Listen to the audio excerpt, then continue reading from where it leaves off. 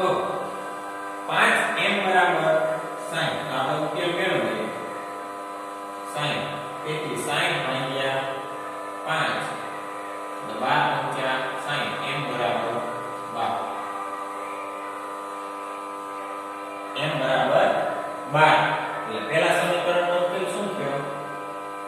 12 જવાબ આવી ગયો બીજું n + 12 બરાબર 20 n + 12 બરાબર 20 બરાબર એટલે n બરાબર તેથી n બરાબર 20 - 12 બરાબર 8 શું કામ આપણે ડાબી બાજુથી જમણી બાજુ લઈ ગયા એટલે તેથી n બરાબર 8 જવાબ આવી ગયો બહુ સરળ અને સિમ્પલ હોય પછી p બરાબર p - 5 બરાબર 5 તેથી p બરાબર 5 + 5 તેથી 10 જવાબ શું થયો 10 p બરાબર 5 + 5 એટલે જવાબ શું થયો આપણો 10 આવી ગયો પછી q બરાબર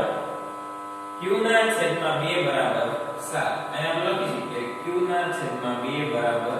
7 તેથી q બરાબર 2 × 7 એટલે 14 શું જવાબ આવશે 14 બરાબર છે q ના છેદમાં 2 × 7 બરાબર 14 r - 4 0 r - 4 0 એટલે r બરાબર આ ચાર્જ છે એને તમે ડાબી બાજુથી જમણી બાજુ લઈ જાઓ તો 0 +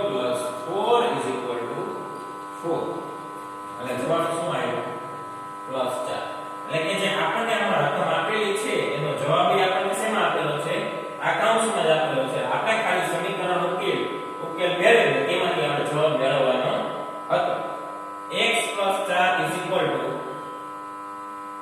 2 x + 4 = 2 લાયા આપણે સમીકરણનો ઉકેલ મેળવીએ x + 4 = 2 આપેલું છે તો આ 4 ને છે આપણે એને ડાબી બાજુ લઈ જઈએ x બરાબર 2 - 4 બરાબર -2 બરાબર -2 તો અહીંયા શું જવાબ આવ્યો -2 હવે a b c d e f પાંચે પાંચ સવાલના જવાબ આપણે મેળવી લીધા અને તમે જોઈ શકો છો કે આ પ્રકરણની છેલ્લી રીતથી આ સાથે જ આપણે પ્રકરણ પૂર્ણ કરીએ છીએ નેક્સ્ટ લેક્ચરથી સાયન્સ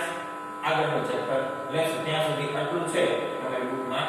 ઉતારી લેજો વિદ્યાર્થી